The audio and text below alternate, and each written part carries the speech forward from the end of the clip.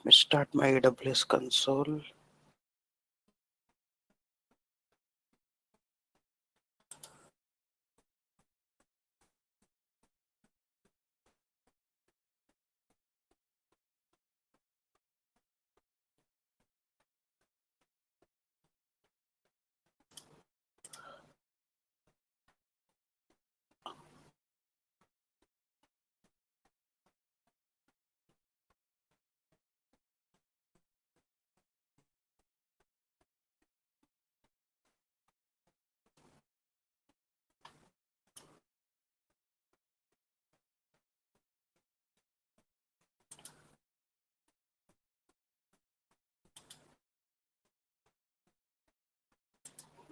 So what are pre-signed URLs in AWS S3?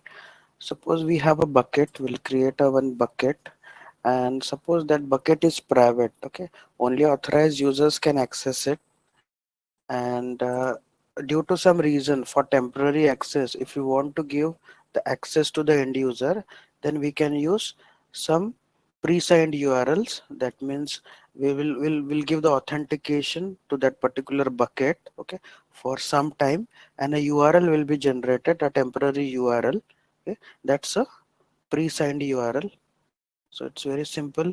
We'll be creating a private bucket, okay, and to give a temporary access to the end user, okay, we'll generate a pre-signed URL which will last for whatever time we define. So let's create a bucket, my private bucket.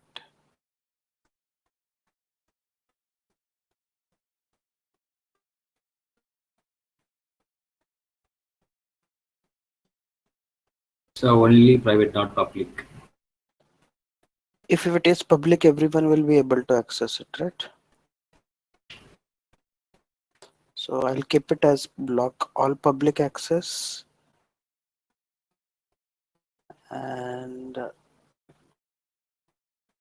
keep all the options as default. Okay, so I've just given only the bucket name. Just create bucket,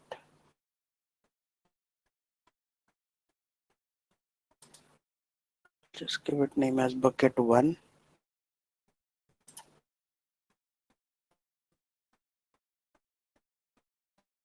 So if you go to this bucket, we haven't uploaded anything. Let's upload our AWS image which we downloaded yesterday. Okay, let's upload this image.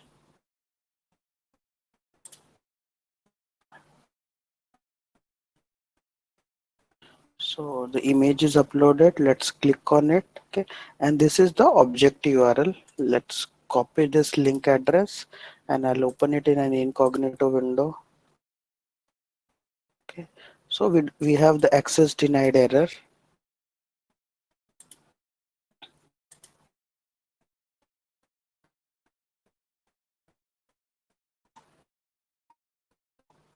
Okay, so if you go to this object actions, okay, there is an option called share with a pre-signed URL.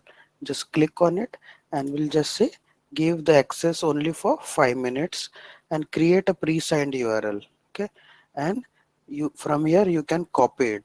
Okay, just copy this pre-signed URL and try to open it now. See, it is available only for 5 minutes. So after 5 minutes, we'll try to refresh the page. After 5 minutes, we won't be able to access this. So this is a pre-signed URL, a very simple exercise. So, and while creating the bucket, there are some other options as well. So let's look into it.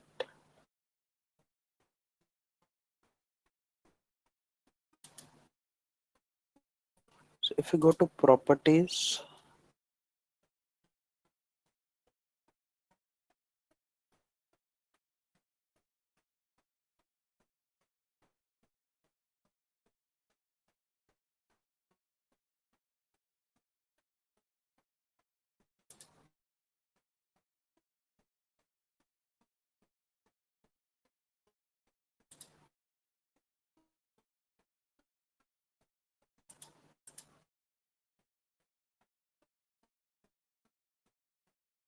So if you go to edit storage class, okay, actions edit storage class. Yesterday we learned that there are various types of storage classes, right? So by default it will be a standard, okay. Due to some reason, if you want to change the storage class, you can change it here, okay. But I recommend you should always have the standard one, and later on we can define the life cycle.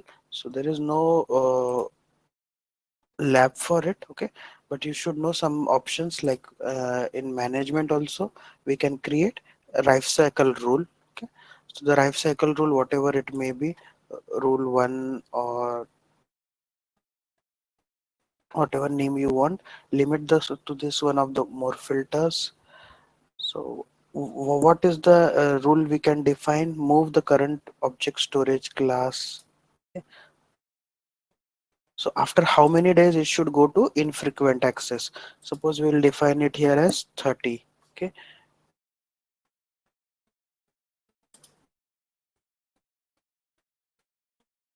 Similarly, we can define various option. So if something is in intelligent tiering, after how many days it should be created or removed, or whatever life cycle we want to define, we can define it. So as we saw yesterday here, so normally we define a rule like this, that everything will be in a standard bucket for 30 days. After 30 days it should go to infrequent access, and after 60 days it should go to the glacier, and after 465 days it should be deleted. That's what the most of the people follow. So this also we can create from this option. Okay, so that's it for this